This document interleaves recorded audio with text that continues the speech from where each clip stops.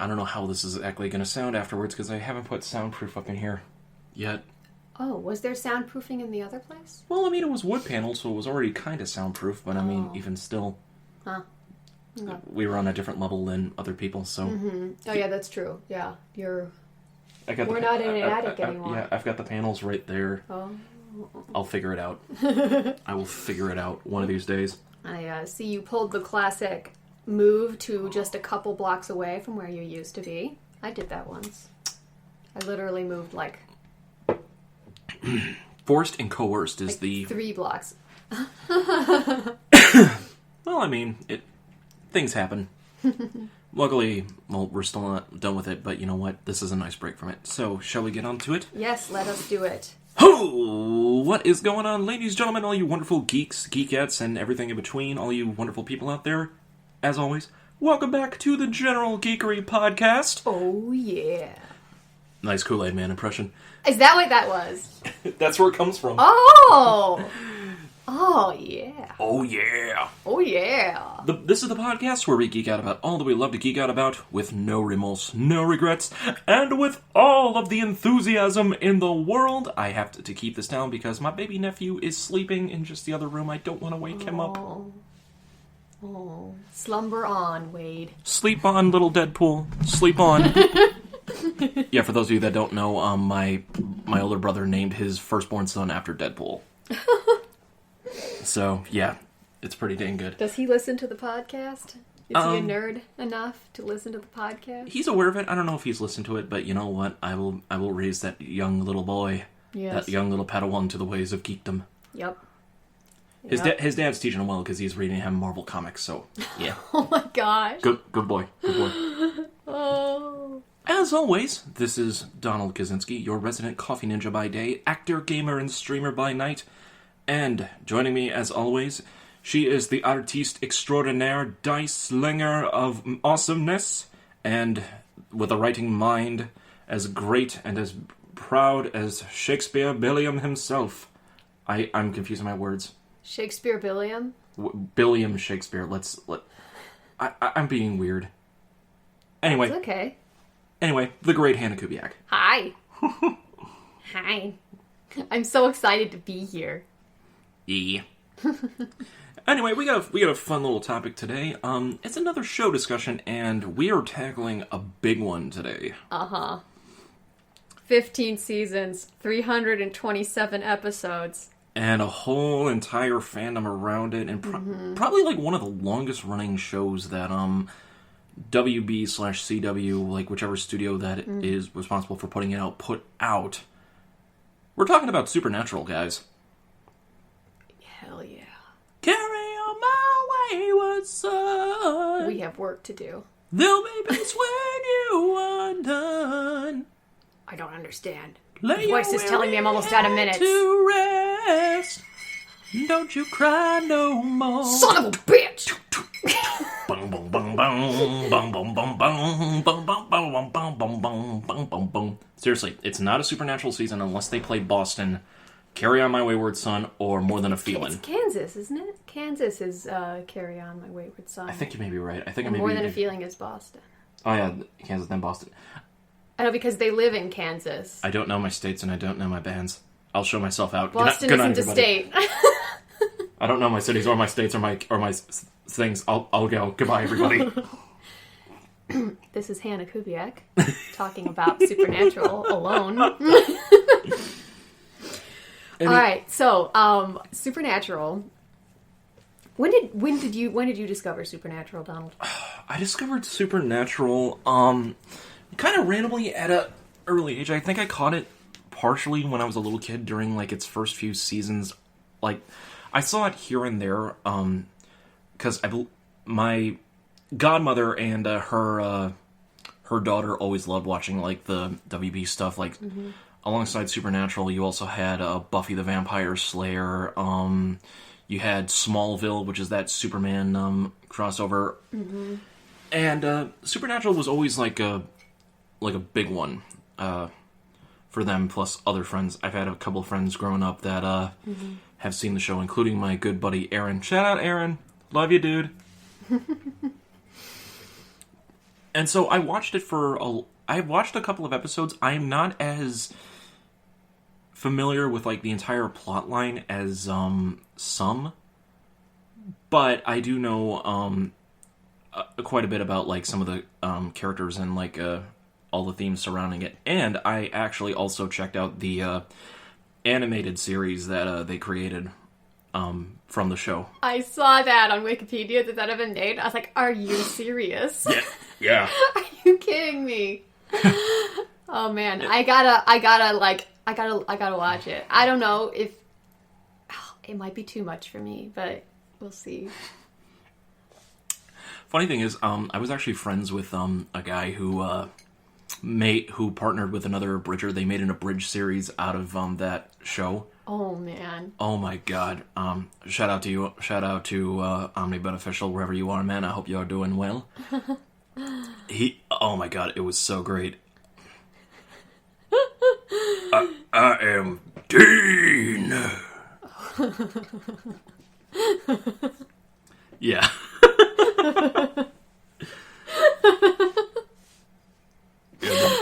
The Dean voice was always down like this with him. Mm-hmm. Uh-huh. Yep. So, how did you get first introduced to Supernatural? Well, about 3 years ago, over a summer, my sister introduced me to it, my little sister. So, so it's kind of a, little thing that we geek out about between us, because she shared it with me. And for some reason, the first episode that I ever saw was in season 12. Okay. It was an episode called Regarding Dean, where Dean is chasing a witch, and the witch puts a memory curse on him, and he starts to forget things progressively. He starts to forget things, and then eventually he forgets who he is. And so it was interesting to watch that one, because even though I didn't really know who the characters were and why some of the stuff was funny, like that he forgot how to drive, he forgot his own name and stuff. It's because he's Dean. He drives. It's what he does. Yep. Dean. Yep. You'd think he'd get sick of driving, but apparently not. It's what he does. Spends more than half his life in a car. The Winchester boys. Oh man. I was just about to say, I was like, I'd live in a car, but then I thought, no. No. Not in their car. No. It's got all sorts of weird crap in there. Not to mention it's old. It's probably not even air conditioned or heating controlled. Yeah, not to mention at least one of them was probably conceived in that car. I don't Would not surprise me. Not at all. Yeah. Weird parents, man. Especially considering how their dad was portrayed by Jeffrey Dean Morgan. Yeah. Jeffrey Dean Morgan. Yeah. Yep, Jeffrey Dean Morgan is their dad. Yep. Some of you geeks out there may better know him as Negan from The Walking Dead. Wasn't he in Grey's Anatomy also or something? I think he was in Grey's Anatomy as well. I know he had a small role in the Watchmen movie. Oh, okay. I need to rewatch that movie. I need to rewatch the director's cut of that. Yeah. So anyway, yeah, my sister introduced the show to me, and it was during a summer where just lots of stressful stuff was happening, which I won't go into. But I had the worst insomnia of my life. And so, I would in the daytimes, I would hide in my room watching Supernatural. And at nighttime, I would not be able to sleep watching Supernatural. So, literally, in the morning one day, I, say to, Teresa showed me that episode regarding Dean, and I was like, this looks pretty cool. And she was like, you want to see the pilot? And I was like, yeah, sure. So we watched the pilot with the woman in white and everything. Yep. And what happens in the pilot is first you see their origin story where a demon kills their mother in baby Sam's nursery. by like levitating her to the ceiling and setting her on fire. And so that leads to their dad going off in search of this demon to try and kill it, and he trains his two sons to be monster hunters.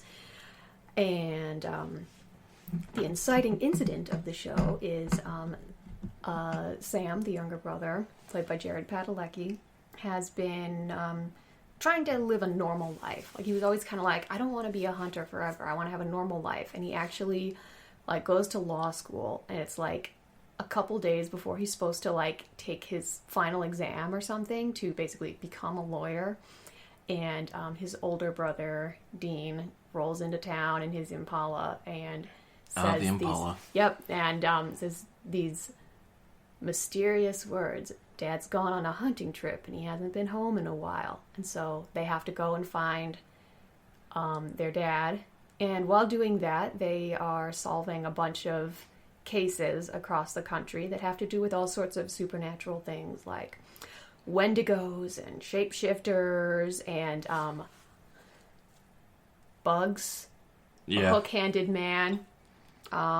And then it just evolves into like more and more like spiritualistic, otherworldly, religious. Yeah. The first couple of seasons are all about this demon that killed their mother, and this demon is connected to these psychic powers that Sam starts to develop, where he has dreams about the future. You can see the future. Yep. And they start to sort of connect the dots and find these other kids whose mothers died in a nursery fire, who have also developed psychic abilities, and sort of finding all of the connections between that and that all of these kids were basically sort of mutated for a sinister purpose concerning opening the gates of hell. So, oh man, I love all that stuff about, like, this is going to sound really, really, really bad, but I love stories about demons.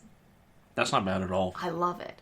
I love, like, that sort of, like, apocalyptic importance of, like, a clash between angels and demons for the souls of mankind. I love it.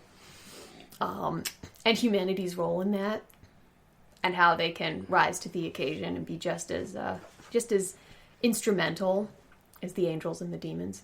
And sometimes they can be even more instrumental and actually act as instruments or vessels, as happens. You would really like Raven from DC Comics, then. Yeah? She's great. Raven. You ever seen Teen Titans? Yeah, she was my favorite. She's basically the daughter of a demon god named Trigon. Oh, that sounds great. Yeah, I had this, the very first D&D character I ever played with my group here in Milwaukee was a tiefling who was the daughter of a pirate queen who made a deal with a crossroads demon. Nice. It was fun. Dude, tieflings are always so fun to just, like, create, like, weird, interesting backstories on it. Like, just like the darkness. One of the first D&D characters I made was actually a tiefling bard that, he gained his, he basically gained his charm through, his mother's side, who has, always had this, otherworldly charm about them, but they are unable to control it through their everyday uses, so he became a bard to help channel it. Huh. Interesting. Yeah. I love that sort of, like, I think every story can be about this in some way, but the sort of stories about the sort of, like, interior struggle of a person to, like, through their, like, their goodness and their positive qualities to outweigh the negative, which I find a lot in this show, because there's like Sam's a good kid, but he was like touched by this demon at a very young age and has all of these like kind of like connections to the evil and stuff, and it turns out that he actually has like a destiny that's intertwined with Lucifer, which I just find fascinating, because when you think about it and you're like, yeah, like the one who you'd expect to have a connection with a demon would be Dean, because he's really like, he's got all of these vices, and he's like got a temper, and he's impulsive and all this stuff, but no, it's it had to be Sam. It's sweet little Sam. Poor little Sammy. Oh gosh. You know, the funny thing, one of the things that my sister and I say is we're like, yeah, you can tell which season you're in by what kind of problem Sam has this time. I mean, you're not technically wrong. We're like, is he possessed by an angel? Is he having weird visions? Is he addicted to demon blood? Is he like burning from the inside from passing trials? Is he what else? Is he seeing hallucinations of Lucifer? Like, after a while, you just kind of wonder, is like, Dean was like, maybe I should just take the Impala and just, like, leave him? No! I'm done dealing with this shit. What is your problem? What is wrong with you? Like you would think if it wasn't for the brotherly ties. Yeah, he would never do that, though. True. That's just me being horrible. I'm sorry, everyone. Yeah.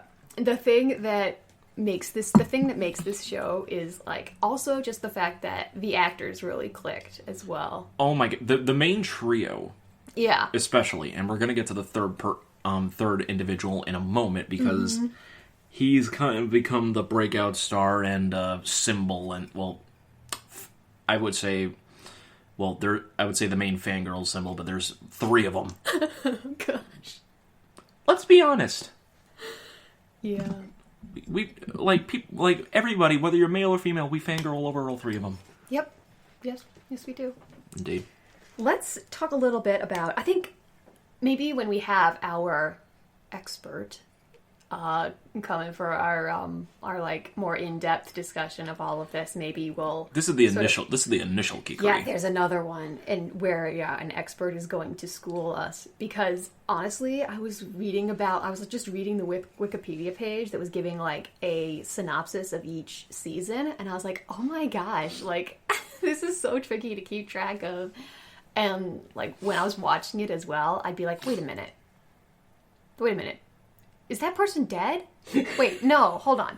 Like, some side character would come back and they're like, it's you! And I'm like, wait a minute. Were they dead? And if they were dead, how did they come back? And if they weren't dead, where have they been? Unless you're following, like, the show plot point by plot point from season 1 all the way to season 15 and doing them in order. Mm-hmm. Especially with a show this long, you are going to get so confused. Yeah. Like, especially if I start in the middle somewhere and I want to just watch one of my favorite episodes or something, and then I'm like, well, I'll just keep on watching the one after that and stuff. Right, because... And I get there and I'm like, wait a minute. Is Crowley the villain in this one? Or is he the reluctant anti-hero? Or is he an ally? What's happening? I have so many questions!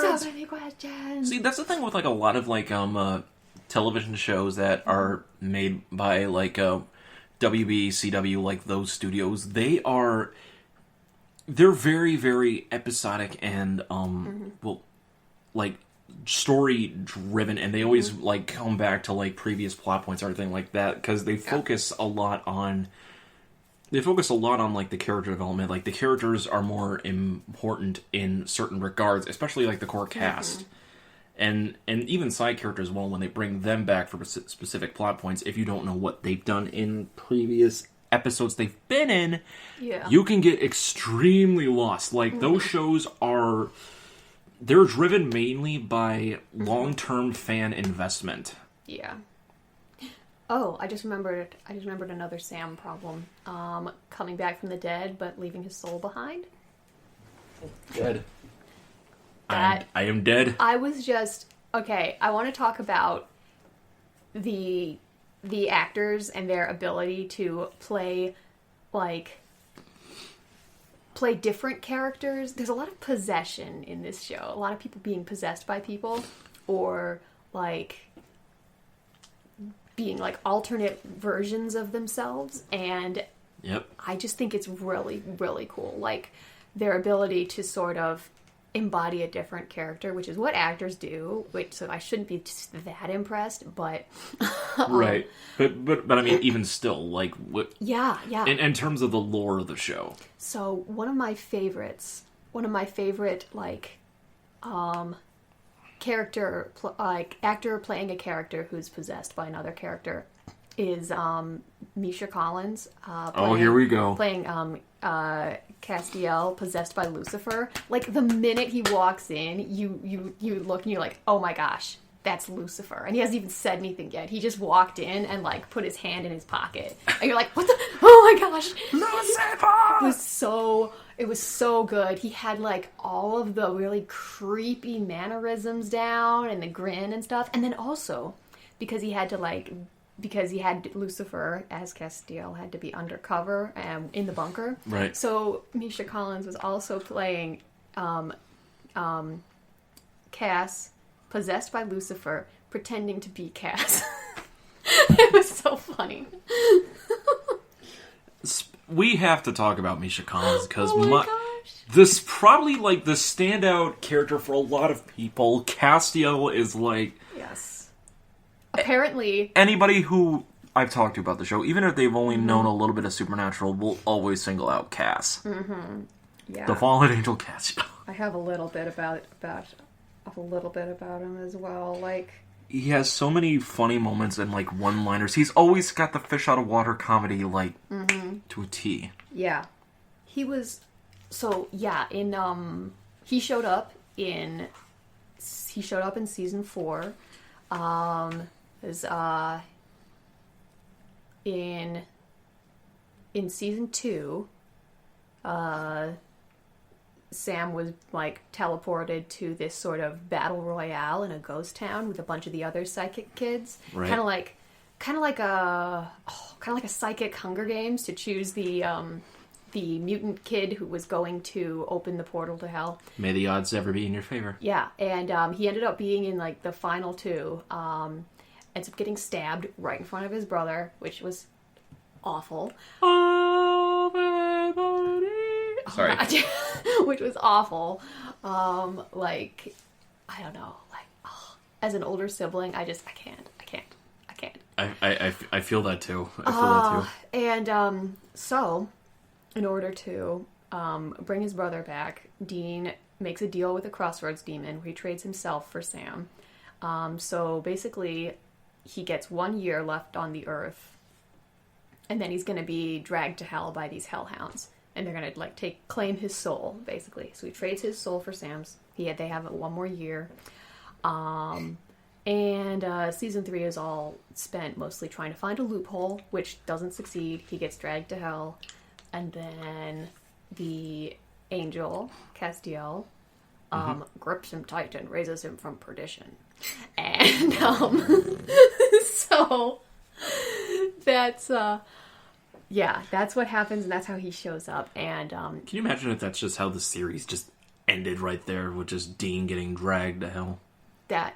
Apparently it was supposed to be only 3 seasons, but then they made it into 5, and that was the main storyline, like the one that Eric Kripke came up with, and then the rest of it was just like a continuation, and it was pretty good for the most part. Like, usually when you take a show and you're just like, let's just keep going with it, people like it. It usually kind of peters out. There were only like minor peterings out, and then like this show is like the one exception among exceptions. Because basically with long-running shows, people like will peter out. Like we've seen this with like many different like long-running shows, like episodic shonen anime. People will peter out like at certain points. Yeah. And even with like the episodic like television series stuff, like it started doing that with like current stuff like Arrow and Flash. But Supernatural has always been like the one exception. Yep. Yeah. It's honestly strange. Oh, I love it.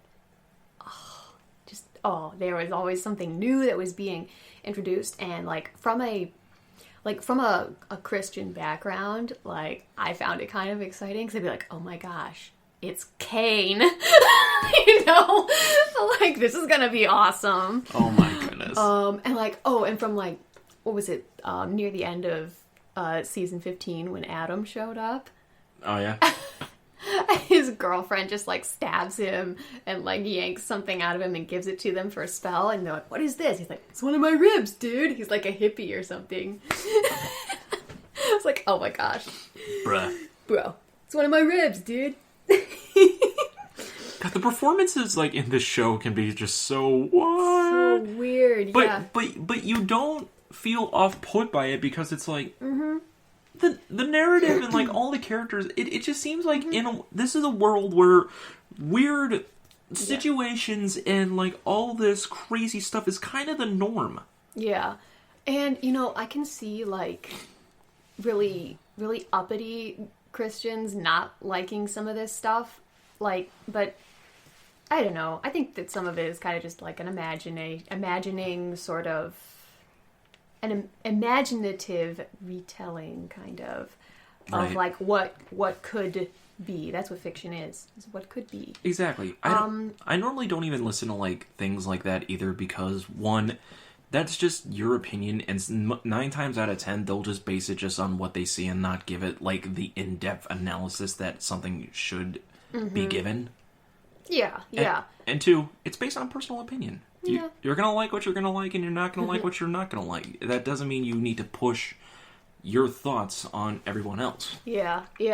So I find it interesting, their sort of interpretation of stuff. Like their interpretation of the story of Cain and Abel is kind of interesting. True. Where like what was it? Yeah, where like Cain killed Abel to like keep him from the dark side or whatever. I don't remember exactly what it was. I did this for you, brother. I did this for you, brother. Yep. And all that. Okay, let's go back to Cass. Oh my god. The one-liner, man.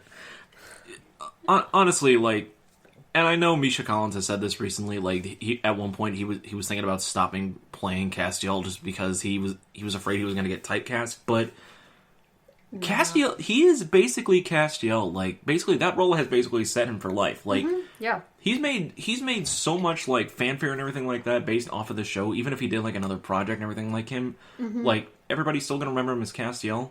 But, I mean, he could do other stuff.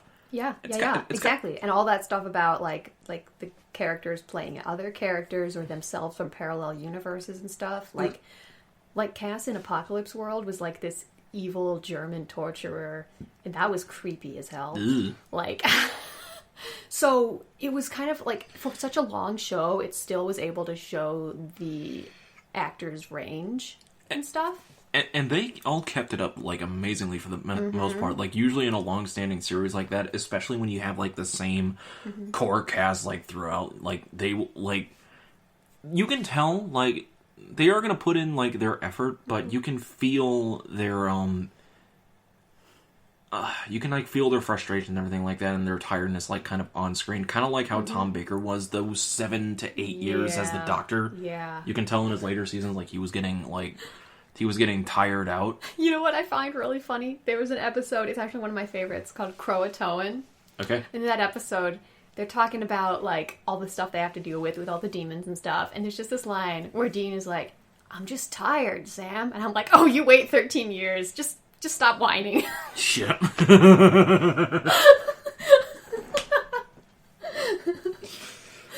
oh, dude. Man. This is just the road so far. You've got a lot more to do. So, since we were on Castiel, I gotta ask, what is one of your favorite lines that Castiel has ever said? Okay. Like, one of your, like... I think I told you about this in a recent episode, because we were kind of... But the one where, Sam has some residual angel grace in him from being possessed by Gadriel. Yep. And they need some angel grace, and they need to, like, extract it. And he's like, well, good thing we have a guinea pig. And then Cass just gets this, like, concerned look on his face. He's like, you guys have a guinea pig? Where? And also the one, it's so creepy and weird, but in that one where he loses his mind and he's just wanting to take care of bees and stuff. Yep. They're standing there talking, and just a complete non sequitur out of nowhere. He's like, do you know a cat's penis is barbed along its shaft? I don't think the females were consulted. And everyone just looks at him and they're like, well, what? Like, you're insane. You're just like, I don't need to know this much about any animal. Cass is like that one friend like we all have that will come up, will bring up these random facts that you did not want to know, but he knows for some reason. That's me too. Like, the other day what were we doing? We were playing D&D. How many times can I talk about D&D? And you're a D&D person. I am, and be proud of that. My monk basically like smashed someone's head against a wall, and they're like, the spatter of brains and stuff. And I was like, guys, did you know that a human brain is actually kind of rubbery? And they were like, what? It's like, yeah. You've never held a human brain? I'm like, no. God, I love that. I love that. Be like, actually, it's pretty hard to stab something sharp into human skin. You gotta really try. Okay, I have to say this. There was like one episode where I felt Castiel like as a mood. It was like this. I forget it. Basically, it was like a symbol of like lust or something like that. Like was bringing everybody's like inner lusting desires like, out. Yes. Oh, and he was just eating burgers all episode. That was the one about famine. Yep, that was it. He's like, and they're like, well, wait, if everything's supposed to be about lust, what does that make you? Since one of us all of a sudden does a fallen angel crave White Castle? It's my human vessel, Jimmy. He craves meat. And then he's just sitting with Dean and the Impala. He just teleports out for a minute and then goes to get a burger. He comes back with a burger. This makes me very happy. How many does that make now? Lost count. Somewhere in the thousands. Somewhere in the thousands. And then, of course, one of my favorite ones that makes me laugh every single time I see it and I just watch it, and I will quote this forever, is the episode where he's watching a porno flick with Dean and Sam in the room, and he's just commenting on it. There's something I don't understand. If this pizza delivery boy really did love this babysitter, why does he keep continually smacking her rear? Unless she's done something wrong. Cass, are you watching porn? It was already in the player. You don't watch porn with other dudes, okay? And you certainly don't comment about it. Just turn it off. And then all of a sudden Cass looks down at his pants. Oh great, now he has an erection. I'm just like, God damn it. This is so... Oh man. It's those small moments. It's the small moments in the show that always makes them super fun. And they have those small moments like that, like in the animated series as well. It was like a short, I think it was only like a 24 episode, like maybe shorter than that animated series. Wait, what? I learned that from the Pizza Man. It gets mentioned so many times. I've almost cracked him. I'll interrogate the cat. I've almost cracked him. I can't. Oh my god, I'm losing it. Oh. It actually means you breed with the mouth of a goat. It's funnier in Enochian. Nani. Oh. Oh man. Oh my god. There's so much in this show. It's so quotable too. Oh. Yeah. Oh, I love it. Okay, what else should we talk about today? Okay, what have we covered? We've covered... Well, let's see. We've covered, like, what is Sam's problems during each season? Yep. Dean and his vices in the Impala. Castiel and his memeing greatness. Yep. Wait, you have reached the voicemail box of, I don't know, wait, why do I have to say my name into the speaker? What's the point? Please leave a message after the tone. Wait, why do I have to say my name? Just say your name! Oh man, I love it.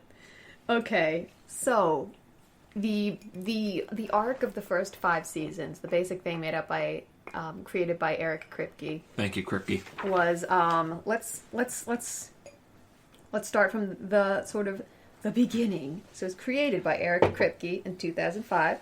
And I just want to say that Kim Manners, one of the producers of The X-Files, was involved. Oh, yeah, that's right. I forgot about that. It was originally supposed to be 3 seasons that got expanded to 5. It was filmed in Vancouver, British Columbia. Thank you. There's an episode where they go to an alternate reality where it's basically our world, where they are actors playing Sam and Dean in a show called Supernatural. It's the funniest thing because they like their consciousnesses get sent to this world and they are they're supposed to pretend to be actors playing themselves in a show. It's so funny because there's this scene where they're like, well, we're here and we're trying to get some answers about how to get back, but bad news, we're gonna have to do some acting. I'm like, what? And but wasn't that the same one? Oh my god, I think I remember something from that. Weren't they like playing basketball or something like that? Sam looks at the camera and he says, "I've got genital herpes." I'm like, no, that's a different one. That was a different one. Okay, that was the one where when I was watching it, it was like 4 a.m. and I had insomnia. I was watching it like, I have genital herpes. And I was like, what am I doing with my life? What is this? No, that's the one where they get trapped in a TV world. Oh yeah, that's right. There's multiples of and those. they have to play along to escape. And they're but weirdest bottle episode ever. Oh my gosh, I love it. And but anyway, where was I? Why was I talking about? Oh, it was filmed in Vancouver. That's why. So they're basically in this alternate universe where they're in Vancouver filming Supernatural. So this is another cool one where the actors kind of get to do something fun, where it is Jared and Jensen playing Sam and Dean, pretending to be Jared and Jensen playing Sam and Dean. It's so meta that it's meta. I mean, how often can you play a caricature of yourself playing a caricature of yourself playing a character? And they referred to the fact that Jensen was on a soap opera before, and they showed a clip of it, and he had a little mullet, and they're like, he's just like, oh. Oh, and there was one I think where they went to Hollywood and they were driving through the set of Gilmore Girls, and Jared fled the scene. And now we're going to be passing Luke's diner, and he hastily gets off of the truck and leaves. Good boy. Good boy. Oh man. Like I said before, 327 episodes were aired. At season 11, it became the longest-running American live-action fantasy series. And that's really nothing to sneeze at. Yeah, no. At all. You think about, how many, different kinds of shows reach, in the hundreds for episodes or anything like that, whether they be, constant live events or even animated stuff. But for a live-action fantasy series like that, especially during, the early 2000s, where fantasy wasn't really looked at as profitable I don't see why not. Well, not as mainstream as it was today. Because this was still in 2005. This was still before a time where fantasy was still kind of not exactly underground, but just in the shadows. Right, literally. Yeah, pretty much. It was something that you kept quiet from everything else. But then around the turn of the decade, it just exploded into this mainstream culture. Where it was oh my god, everything's great. Oh man, yeah. And I think that's when really Supernatural started taking off. Was right around seasons 3 to 5. Yeah. All right. That's when it really roped it in. Yep. Oh. Some more fun facts about the creation of the show. So it stemmed from Eric Kripke's fascination with urban legends, which really shows he wanted this show to be a road trip series. He just wanted that sort of American road trip motel life feel, which it definitely got. Oh, yeah. So many motels. So many weird motels. Always the Impala. Originally, the protagonist was a tabloid reporter, but at the last minute, Kripke pitched the brother idea, which, thank you so much, sir. I don't think the tabloid reporter thing would have lasted as long. Where'd my pen go? Maybe a good 2-3 seasons, but maybe not as long. Oh, there it is. Panda. I just remembered another of my favorite episodes. Better write it down. Yay. I even remember which episode it was and what season. Because I'm that much of a nerd. Okay. The brothers are from Lawrence, Kansas, because it's close to Stull Cemetery, which is a location famous for its urban legends. I wish I'd looked up some of the urban legends that Stull Cemetery is famous for, but and the last name Winchester came from Kripke's fascination with the Winchester Mystery House. Which, do you know anything about the Winchester Mystery House? I do not. Apparently the owner, this lady, I think she was just constantly building it because she had gotten, like a psychic told her that when she finished building the house, she would die. So she was like continuously making renovations and additions to it for like upward of 30 years. Oh, and okay. had, like, This is starting to sound familiar Yeah, now. it had like weird staircases that went nowhere and doors that had brick walls behind them and stuff like that. This sounds like an awesome house. Yeah. If that were me, I would just randomly put in a giant slide. A giant slide. For no reason. Yeah.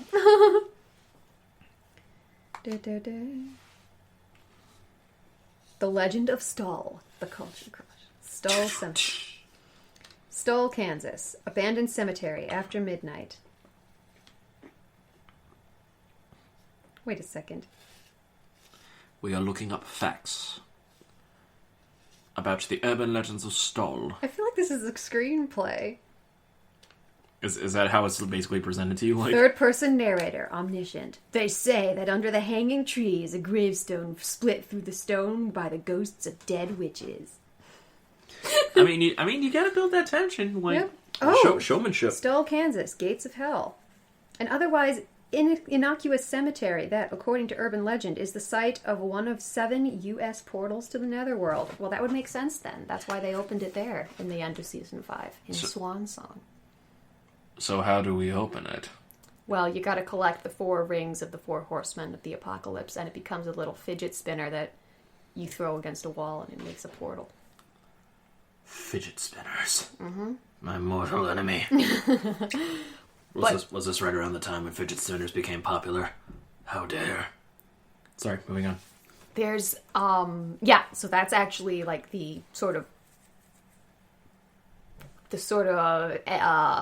I guess, overarching plot of the end of season 5 is they are trying to chase down the 4 horsemen of the apocalypse, famine, pestilence, war, and death. And that's right. The famine episode was the one where he was constantly craving the... Yeah, it was famine. And famine was this withered old man in a wheelchair who was just always like... He had a breathing tube and everything. Oh, and he's just like, I'm hungry! And he just sucked things into his gaping maw. But he was always just all withered and skinny and could eat whatever he wants and he still looks great.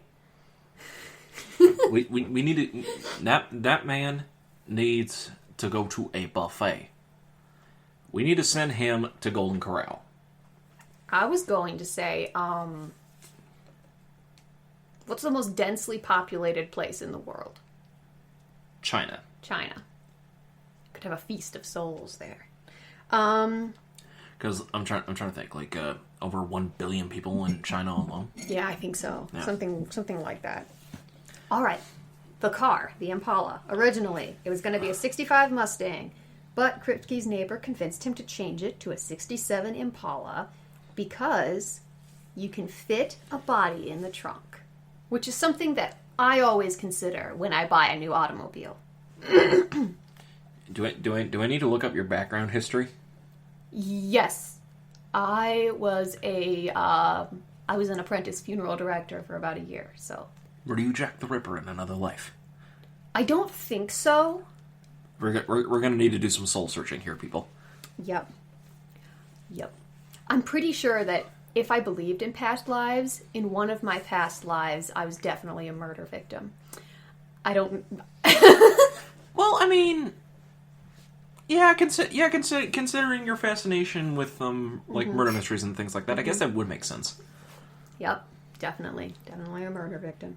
Past lives, ladies and gentlemen. Another thing about sort of just the aesthetic of this show is the music. There's so much classic rock in there and stuff. Like we said, Boston and Kansas. Yep, Dean has his mixtapes. He's very old fashioned. He has cassettes and stuff. Like when he comes back from the dead and he sees that Sam has hooked up an iPod to the car, he's just enraged. Smashes the iPod with a hammer. That's probably how I would do it if I was Dean. Yeah. Just have a field day out of it. Yeah. So Led Zeppelin is actually one of Eric Kripke's favorite artists, but it was too expensive to use their music, so there aren't any Led Zeppelin songs in there. Licensing Zeppelin even for movies is super. But there are so many references to it, like lots of, Dean talks about Led Zeppelin all the time. Like one of his favorite songs is "Ramble On," he says, which is fun. I'm almost certain there's a Stairway to Heaven reference somewhere in there. Yes, there is. You can't talk about Led Zeppelin and not reference Stairway to Heaven. I think it's in whichever one it is where Sam is seeing Lucifer all over the place. Season 7 with the Leviathans. One of the things that Lucifer does to keep him awake and drive him crazy is singing Stairway to Heaven over and over and over again. And he's like, yeah, he's singing Stairway to Heaven. And Dean's like, good song. He says, yeah, but no. It's almost impossible to overplay Zeppelin. Yeah. Almost. Some of the... almost being the keyword. Yeah. Some other songs that show up in titles. In My Time of Dying, When the Levee Breaks. Ooh, love that one. Which, When the Levee Breaks, is one of my favorite songs. It's probably my favorite Zeppelin song, actually. Good choice. Yep. Very good choice. It was one of our intro songs in Titus, remember? That's right, I forgot about that. I played that, and it was the Go song, I think. Oh, no. Actually, Gimme Shelter by the Rolling Stones was the Go song. Yeah. When the Levee Breaks, I think, was in the intermission, maybe. Yeah, that one sounds like it was in the intermission, yeah. But, they fit so well. Yeah, I know. It was basically, wasn't it you and who else came up with, the intermission, tracks for all that? It was just me. Okay, it was just you. I thought you had asked, someone else for it, but no. I was like, oh wait, this is Hannah's vision. For When the Levee Breaks in there. I remember that, was it John Mayer's Daughters was in there? Oh, that's right. Which was horrible because it was right after they figure out that what the sons did to the daughter and he's going to revenge everything. It's like, fathers, be good to your daughters. Yeah. When we were Thomas was singing, and he was listening, and he was like, Hannah, why did you do this? Oh, I was Thomas. because I like to sow sadness and despair wherever I go. Well, I mean, when you're trying to create an atmosphere like that, it makes sense. Yeah. And then, of course, the song by Kansas, Carry On My Wayward Son, became a kind of theme. They played it in every season recap except for the first season. Basically, I think that song became more of a cult classic and icon because of Supernatural. Yes, and solely for that show. Yeah, and the last episode ever was called Carry On, and they had a little montage with that song. Carry on, you will always remember. Carry on like the eve of the splendor. Surely heaven waits for you. That was horrible. I was thinking about Wade sleeping. And no, little Buck's fine. Oh man, but I think the thing that I love the most about this show, which I'll conclude with, that I'm sure a lot of people value about it is I love the family element. Like Bobby Singer says, like, family don't end in blood, and it doesn't begin there either. It's like you can choose your family, and like you got to choose who you're gonna stand by and what's most important to you. And like one of my favorite season finales is the end of season 8, where Sam's been doing the trials to close the gates of hell forever, which means that there will be no demons in the world anymore. Like, a demon killed their mom, a demon killed their dad. Like, demons have been messing up their lives for ages, and so like this is perfect. We're gonna just lock all the demons away, and then we win, you know. And so he's doing. The first trial is to kill a hellhound. The second trial is, I think, to free a soul that was wrongfully imprisoned in hell. And then the third trial was to cure a demon, like make a demon human again. Dang. And so with each trial that he does, it sort of has this horrible effect on him, like his body essentially starts to break down. And so, like, by the time he's doing the third trial and stuff, like, it becomes evident that he's not going to survive. And he has, like, one more thing he has to do like, I think the last thing he has to do is the demon that they chose. He has to cut his hand and touch the demon with his blood. And he's, like, got his hand there. And, like, Dean comes busting in, and he says, like, nope, Sam, you're gonna die if you do this. And he's like, so we'll close the gates of hell. That's what we want. And that just so heartbreaking. He's like, you'll die. So, Yeah. Oh my gosh. And so he does this whole thing where he's like, like, we don't have to lock all the demons into hell. You and me, we can deal with it, but I can't do anything else alone. Like, I don't want you to leave me. Right. So he's like, just let it go. And so he does. So the gates of hell don't get closed. But they're still together, and they're still, like, in the fight together, and I like that. Like, it's really... I like the whole... It's almost codependent and self-destructive, but just how much they need each other and love each other and will do anything to save each other. Yeah, it's all about the connections, like, throughout everything. Even, like, the small, like, side characters that come in every now and again, like... Yep. God. And like I said, it's the characters that drive this show. Mm-hmm. And, God, having it end this year after 15 seasons, 15 years of this damn epic journey. Like, these guys grew up making this show. Like, I heard some sort of interview with Jared where he was like, at a certain point, I started waking up in the morning and I was confused about whether I was Sam or Jared. Like, he wakes up, he's like, wait a minute, I'm an actor. Yeah. There, that's good. And I'm like, you don't want to get stuck as... He's a great person, but so much suffering. Yeah. It's like one of those shows, like, where you play a role, like, so much it's basically become like that second identity to you. And honestly, like when you play a part so many times, like, for so long, and as long as it's, like, still fresh, and you become attached to that part and it becomes a part of you, like, yeah, it's basically ingrained in you. Oh, I'm just finding it. And especially the guys that comprise up of the Winchester brothers, Cass, everything else, like you said, they basically grew up with this show, and they basically embody these characters both on screen and off screen, and yeah. Oh gosh. Okay, I found it. I found the end. I found the lines from the finale of it, of season 8. I'll read them maybe if you want. Yeah, go right ahead. Okay, I love reading things. Okay, go right ahead. Because I don't think I really got it in my summary. So he's in this random church doing the ritual or whatever, And Dean shows up. Easy there, okay? Just take it easy. We got a slight change of plan.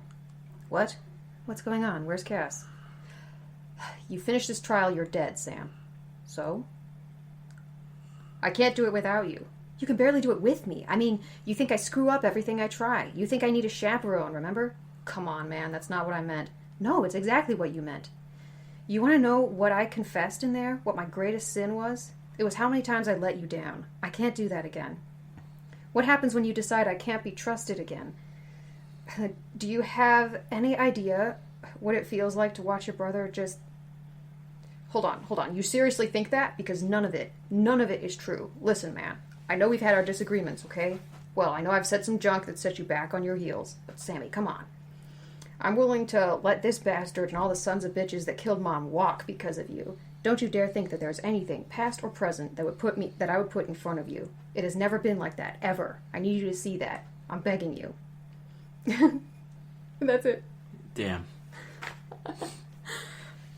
Yeah, it's like that. They basically became, like, close friends and brothers, like, even through the making of the show. Like, yep. Damn. Normally, when you work with, like, long-standing co-stars like that, you'll hear, like, stories come up of, like, infighting between, like, co-stars and, like, all different kinds of different shows. But, I mean, like you said, it was basically like a family, like, growing up, like, making this show. Yeah. Oh, my gosh. And... I am shook. I shook myself.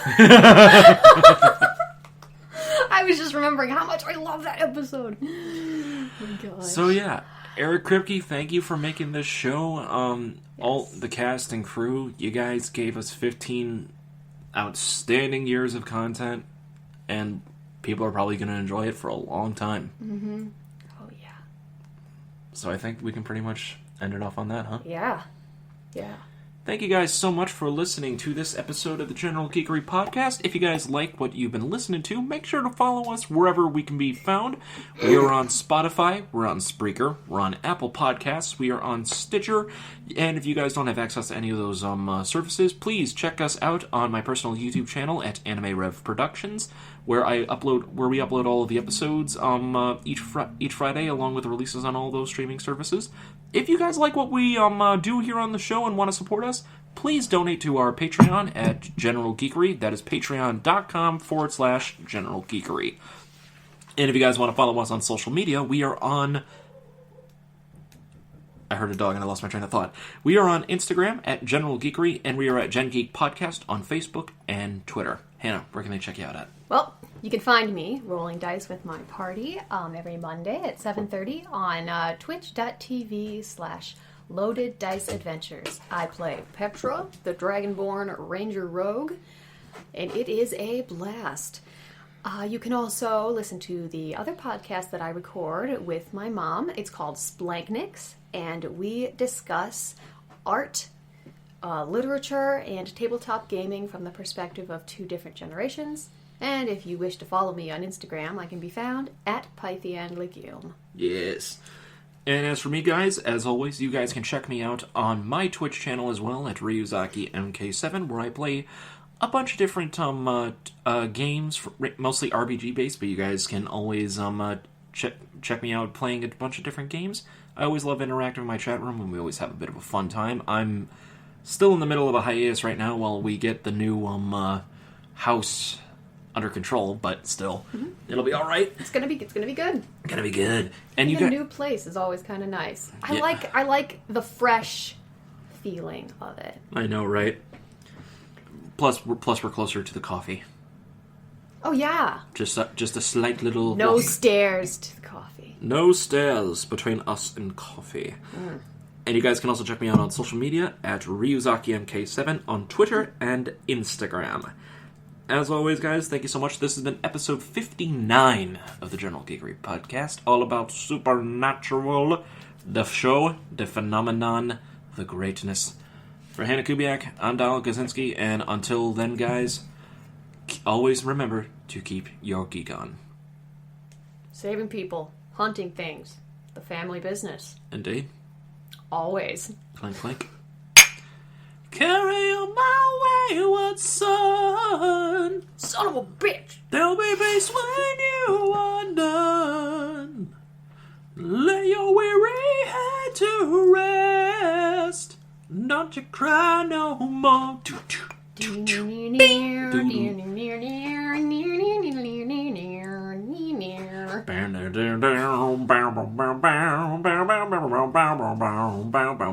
Bye guys. Bitch.